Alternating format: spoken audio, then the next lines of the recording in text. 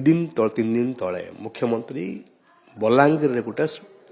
वक्तव्य देले कहले कौन जे छत्तीसगढ़ सहित जो विवाद अच्छी महानदी प्रसंग रे ये को आम समाधान करदेबू एवं मोर दुई थर कथा मुख्यमंत्री सहित ओडिशावासी जानवाक चाहते जे कौ आधार रे कथा हेले आपण समाधान रास्ता कौन आपण पाखरे ता पूर्वर केंद्र जलशक्ति मंत्री आसते ओडिशा को आसी कौन कहले कहले ट्रिब्यूनल माध्यम रे जल्दी से जल्दी समाधान हो जाएगा। प्रश्न होची जे महानदी ट्रिब्यूनल वर्तमान 7 मास ହେଲା बंद ହେଇକି ପଡିଛି चेयरमैन केही नाहंती शुणाणी 7 मास ହେଲା बंद ହେଇକି ଅଛି ଏବଂ प्रत्येकटी जल विवाद देखिबा आमे वर्ष वर्ष से माने समय नउचंती समाधान करिया पई वर्तमान पर्यंत महानदी ट्रिब्यूनल तार शुणाणी आरंभ करिनी सिटिंग खाली होची शुणाणी आरंभ करि नाही गुड़ा एजेंसी अच्छा से माने देई नाहांती वर्तमान पर्यंत आपणकर तथ्य जहाँ मागिचंती ट्रिब्यूनल देई नाहांती केते वर्ष लागिवो जलशक्ति मंत्री आसी केमती कहउचंती जे महानदी ट्रिब्यूनल समाधान करदबो बोली देखंतु ओडिसा रो जो विवाद जो बॉर्डर स्टेट मानक सहित आंध्र प्रदेश हो छत्तीसगढ़ हो झारखंड हो पश्चिम बंग हो ये भिन्न भिन्न कारण पई विवाद अछि गोटे मुख्य कथा होची सेटा होची नदी जल विवाद महानदी को नहीं हो वंशधारा को नहीं हो पोलाभरम को नहीं हो ये होची नदी जल विवाद अच्छी आमर एवं से परी देखिबा आमे सीमा विवाद मध्य अच्छी विभिन्न जगह तो राज्य सरकार कहउचंती बा मुख्यमंत्री कहउचंती जे मंत्री स्तरीय कमिटी करिवे विवादर समाधान पई मु याकु स्वागत करिवे निश्चित भाव में जे डायलॉग हवा दरकार आपस आलोचना हवा दरकार ये समस्या समाधान पे एवं जो प्रस्ताव दौरान जे मंत्री स्तरीय प्रस्ताव मु कहबाकू चाहे अनुरोध करबाकू चाहे सरकार को जे मंत्री स्तरीय जो कमिटी करी जो समाधान सूत्र बाहर करचंती ता संभव हब नहीं कहीं नहीं सबू कथा गुड़िक राजनैतिक समाधान आवश्यकता अच्छी से मु अनुरोध करी मुख्यमंत्री को तांको सरकार को जे राजनैतिक दल मान को सामिल करांतु यदि राजनैतिक दल मान को सामिल न करेबे केवल तांकर ऑफिसर एवं तांको मंत्री मान जदि करेंगे ये समाधान रो गोटे रास्ता स्पष्ट हब नहीं। या पूर्वर 3 दिन तले मुख्यमंत्री बलांगीर गोटे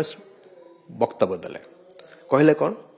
जे छत्तीसगढ़ सहित जो विवाद अच्छी महानदी प्रसंग रे ये को आम समाधान करदेबू एवं मोर दुई थर कथा मुख्यमंत्री सहित ओडिशावासी जानवाक चाहते जे कौ आधार रे कथा हेले आपण समाधान रास्ता कौन आपण पाखरे ता पूर्वर केंद्र जलशक्ति मंत्री आसते ओडिशा को आसी कौन कहले कहले ट्रिब्यूनल माध्यम रे जल्दी से जल्दी समाधान हो जाएगा। प्रश्न होची जे महानदी ट्रिब्यूनल वर्तमान 7 मास ହେଲା बंद ହେଇକି ପଡିଛି चेयरमैन केही नाहंती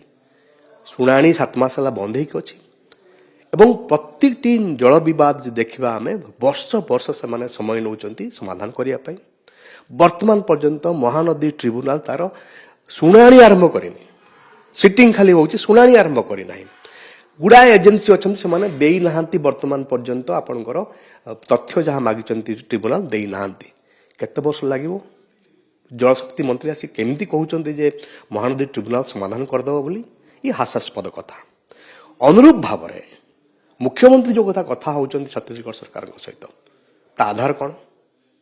बड़ आधार होची जे अणमौसुमी समय रे जतिकी पानी आमर आवश्यकता अच्छी ओडिशार हीराकुद पई हो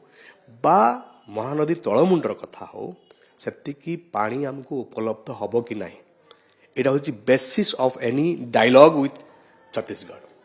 जोटा कि ट्रिब्यूनल पाखरे मध्य ओडिशा दाबी रखिछि जे अणमौसुमी समय जति पानी आमर आवश्यकता ताको दियो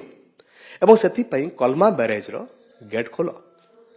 आम सब वर्ष देखुचे आपण जानचंती सब वर्ष देखुचे आम खरा दिने कलमा बैरेज रे पानी सब गदा होक रोचे आरपट को आम एपटे पानी आदु नाही पूरा मरुभूमि आ मरुभूमि तेणु ये जो आलोचना होती हम से आलोचनार बेसिस हवा दरकार जो अणमौसुमी समय आमको पानी छाड़ा कथा सेठका सरकार इंडस्ट्री मानक काम कर पानी दवापाई से चुक्तिबद्ध ଏବଂ ସେ ସରକାର ତାଙ୍କ ଯେଉଁ ପୋଜିସନରୁ ହଟିବେ ନାହିଁ। ଆମ ସରକାର ସେତିକି ଦମ ଅଛି ତ ତାଙ୍କ ସହିତ ଲଢ଼େଇ କରିବା ପାଇଁ। ମନ୍ତ୍ରୀମାନେ ଲଢ଼େଇ ସେଇ ତ ମୁଁ କହୁଛି, ମନ୍ତ୍ରୀମାନଙ୍କର ଯେଉଁ ଲଢ଼େଇ, ଏ ଲଢ଼େଇ ଯେମିତି ଆଗରୁ ଦେଖିଥିଲେ ଆମେ ରାଜନୈତିକ ରୁଟି ସେକିବା କଥା, ଯେଉଁ କଥା ଏ ସେଇଥିରେ ପରିଣତ ହେବ। ଆମେ ଦେଖିଥିଲେ ନା ଗତର ୟା ପୂର୍ବରୁ। ତେଣୁ ମୋର ରହିବ କଥା ଯେ ସରକାର আপোଷ ଆଲୋଚନା କରିବା ଦରକାର। ସେ ମହାନଦୀ କଥା ହେଉ, ବଂଶଧାରା କଥା ହେଉ, ସେ ପୋଲାଭରମ କଥା ହେଉ, ଏପରିକି ସୁବର୍ଣ୍ଣରେଖା କଥା ହେଉ, ଏସବୁ আপোଷ ଆଲୋଚନା ହେବାର ଆବଶ୍ୟକତା ଅଛି। I welcome all those things. କିନ୍ତୁ ତାକୁ କେବଳ ତାଙ୍କ ସରକାର ଭିତରେ ସୀମାବଦ୍ଧ ନ ରଖିକି ସେଥିରେ ରାଜନୈତିକ ଦଳମାନଙ୍କୁ ସାମିଲ କରନ୍ତୁ ଏବଂ ବିଭିନ୍ନ ସଂଗଠନ ସିଭିଲ ସୋସାଇଟିକୁ ମଧ୍ୟ ସେଥିରେ ସାମିଲ କରନ୍ତୁ ଏବଂ এই ପ୍ରକ୍ରିୟାଟାକୁ ବାସ୍ତବ କେମିତି ସମାଧାନ ହେଇପାରିବ ସେଇ ଦିଗରେ ନିଅନ୍ତୁ। ଖାଲି ବାହାବା ନେବା ପାଇଁ କରନ୍ତୁ ନାହିଁ। ୟା ପୂର୍ବରୁ କହିଥିଲେ ମୁଖ୍ୟମନ୍ତ୍ରୀ ଯେ କୌଣସି ବିବାଦ ଯେଉଁ ଯାହା ସବୁ ଅଛି ସେଥିରେ ଓଡ଼ିଶାର ସ୍ୱାର୍ଥ ହାନି ହେଲା ଭଳିଆ କୌଣସି କାମ କରିବେ ନାହିଁ।